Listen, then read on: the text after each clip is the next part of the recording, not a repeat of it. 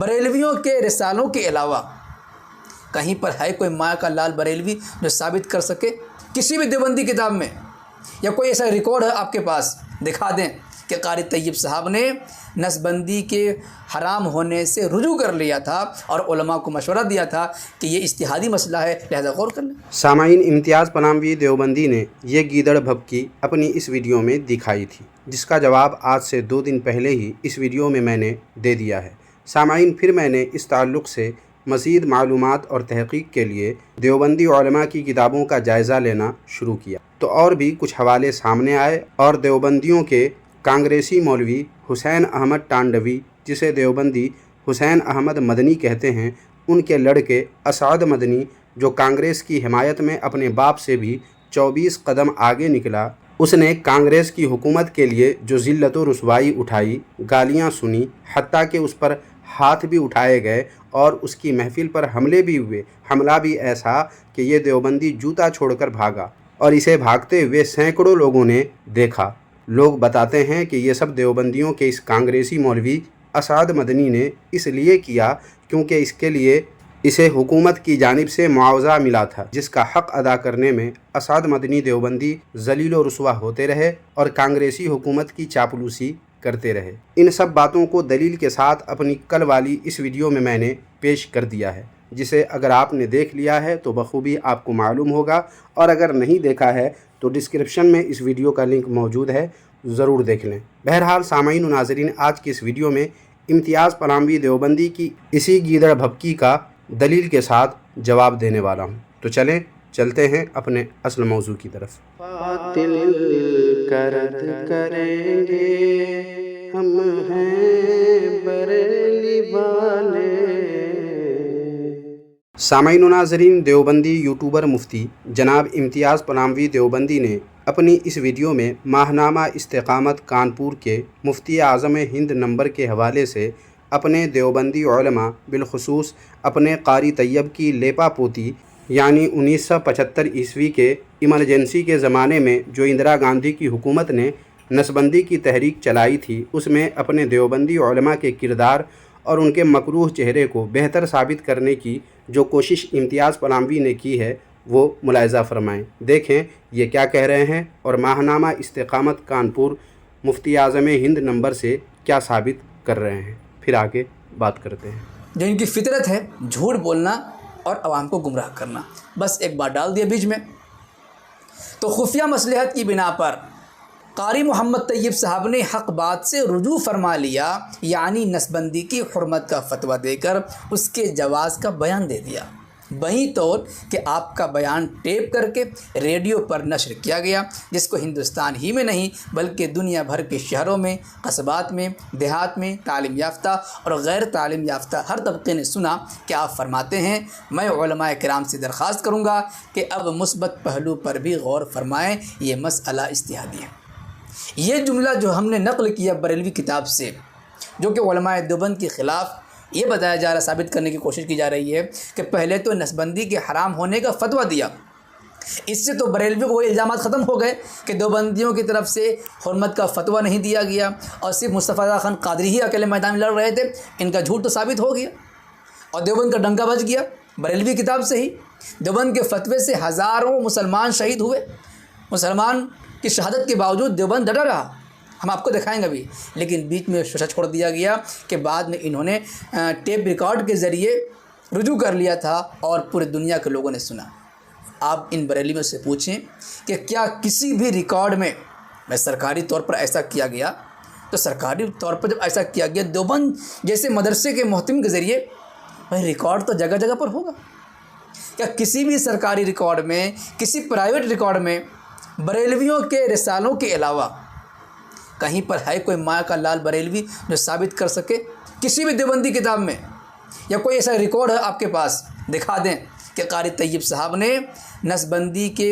حرام ہونے سے رجوع کر لیا تھا اور علماء کو مشورہ دیا تھا کہ یہ اجتہادی مسئلہ ہے، لہذا غور کر لیں۔ اب سامعین و ناظرین، ان باتوں کو ذہن میں رکھیں کہ دیوبندیوں کے قاری طیب نے 2 بیان دیے اس وقت، پہلے میں کچھ اور کہا جبکہ دوسرے بیان میں کچھ اور، یہی ہم آگے بھی ثابت کریں گے۔ دوسری بات یہ ہے کہ دیوبندیوں کی طرف سے جو فتویٰ دیا گیا اس سے لوگوں کو مارا کاٹا گیا، ان کے ساتھ زبردستی کی گئی، اور یہ مار کاٹ کرانے والے یہی دیوبندی تھے۔ ان کی باتیں ایسی ہوئی تھیں اس وقت کہ ایسا ہونا ہی تھا مسلمانوں کے ساتھ۔ یہ سب ذہن میں رکھیں۔ اور اس یوٹیوبر مفتی جناب امتیاز پلاموی دیوبندی نے جو چیلنج کیا ہے کہ بریلویوں کے رسائل کے علاوہ کہیں پر ہے کوئی مائیکا لال بریلوی جو ثابت کر سکے کسی بھی دیوبندی کتاب میں،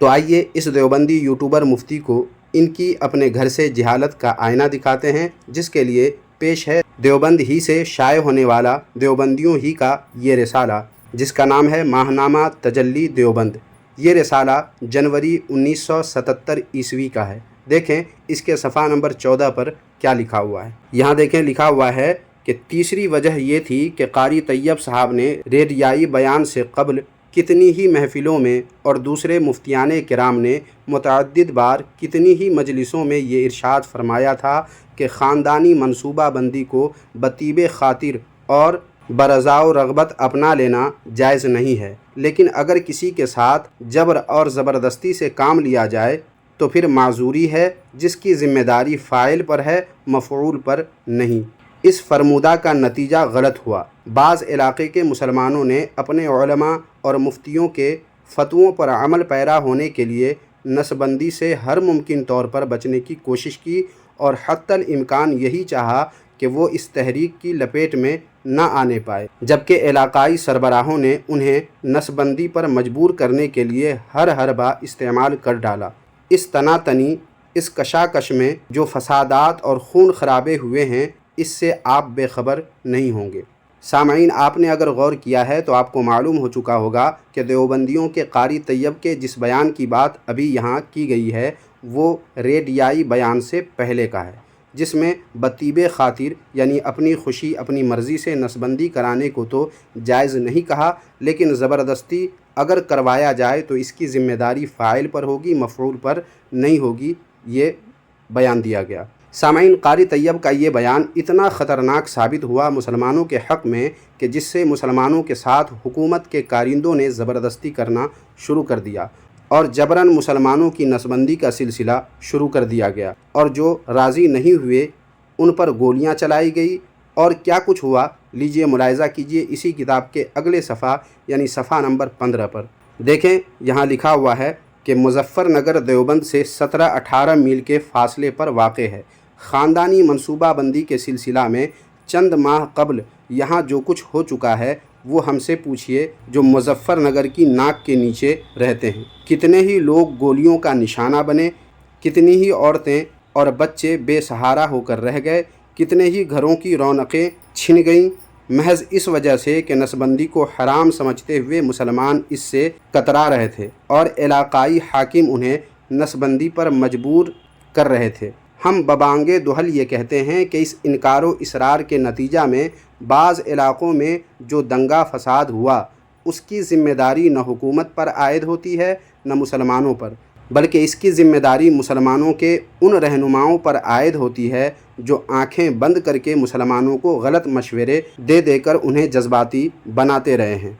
محترم، عوام نے تو اپنی جانیں قربان کر دیں محض مذہب کی خاطر، لیکن مجھے یہ بتائیے کہ کیا خاندانی منصوبہ بندی کو گھر کی کوٹھریوں میں بیٹھ کر ناجائز کہنے والے لوگوں نے مرنے والے لوگوں پر دو آنسو بھی بہائے ہیں؟ کیا علماء حق کو ان گھروں میں جھانکنے کی توفیق ہوئی ہے جن کے کرتا دھرتا انہی کے فتووں پر عمل کرنے کی وجہ سے نیست و نابود ہو گئے ہیں؟ سامعین و ناظرین، اس حوالے سے سب کچھ آپ پر اظہر من الشمس ہو چکا ہے کہ دیوبندی علماء نے قوم و ملت کے ساتھ کیا کیا کیا اور ان کا کردار اس وقت کیسا رہا۔ اب دیوبندیوں کے قاری طیب کے بیان کے متعلق بھی مزید وضاحت اختصار کے ساتھ ملاحظہ فرمائیں کہ ان کے بیان سے جو ریڈیائی بیان سے پہلے دیا گیا تھا اس سے لوگوں کا فائدہ ہوا یا نقصان۔ دیکھیں اسی کتاب کے صفحہ نمبر 17 پر کیا لکھا ہوا ہے۔ یہاں دیکھیں لکھا ہے کہ بحر کیف محتمیم صاحب، یہ محتمیم صاحب کون ہیں؟ وہی قاری طیب، دیوبندیوں کے قاری طیب۔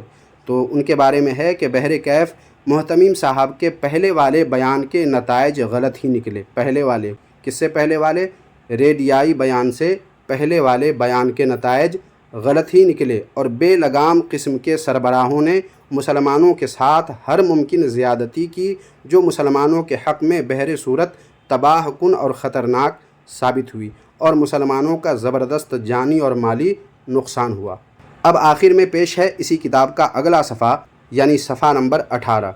دیکھیں اس پر لکھا ہوا ہے کہ محترم، مختصر سی بات یہ ہے کہ محتمیم صاحب نے جو مشورہ قوم کو دیا ہے وہی مصلحت وقت اور دور اندیشی سے ہمکنار ہے، اسی پر قوم کو عمل کرنا چاہیے۔ اگر محتمیم صاحب کے مشورے کو صرف افواہوں اور بدگمانیوں کی نذر کر دیا گیا تو جلد ہی مسلمانوں کو بڑی بڑی مصیبتوں سے دوچار ہونا پڑے گا اور اپنی افواہوں اور بدگمانیوں کی بھاری قیمت چکانی پڑے گی۔ تو سامعین، اب سوال یہ ہے کہ یہاں دیوبندیوں کے قاری طیب کے کس مشورے اور کس بیان کی بات کی گئی ہے جس کو مسلمانوں کے لیے مفید کہا گیا ہے؟ حالانکہ ان کے پہلے والے بیان کو نقصان دہ اسی رسالے میں ابھی تھوڑی دیر پہلے آپ نے ملاحظہ فرمایا دوسرے صفحہ میں نقصان دہ بتایا گیا، لیکن اب یہاں جس بیان کی بات کی گئی ہے اسے مصلحت وقت اور دور اندیشی سے ہمکنار بتایا گیا ہے۔ غور کریں سامعین، تو ماہنامہ استقامت کانپور مفتی اعظم ہند نمبر میں جس ٹیپ ریکارڈ بیان کی بات کی گئی ہے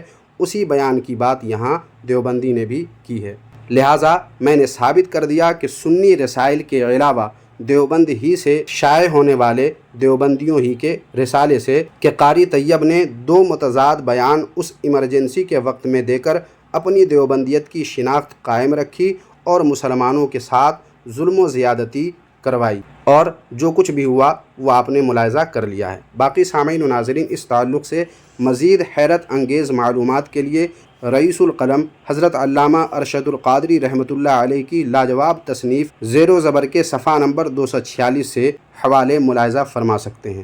اس کتاب کے PDF فائل کا لنک اسی ویڈیو کے ڈسکرپشن میں نے دے دیا ہے، وہاں سے بھی آپ علامہ ارشد القادری رحمۃ اللہ علیہ کی یہ کتاب ڈاؤن لوڈ کر کے پڑھ سکتے ہیں۔ اور ہاں سامعین، جاتے جاتے اگر ویڈیو آپ کو پسند آئی ہے تو ویڈیو کو لائک کر کے شیئر کرنا اپنے دوست احباب میں ہرگز نہ بھولیں، بلکہ زیادہ سے زیادہ اپنے دوست احباب میں اس ویڈیو کو شیئر کر دیں تاکہ لوگوں کو معلوم چلے کہ وقت وقت پر دیوبندیوں نے کیسے لوگوں کے ساتھ غداری کی ہے اور لوگوں کو کیسے دنگا فساد کے حوالے کر دیا ہے۔ اس لیے اس ویڈیو کو آپ حضرات شیئر کر دیں۔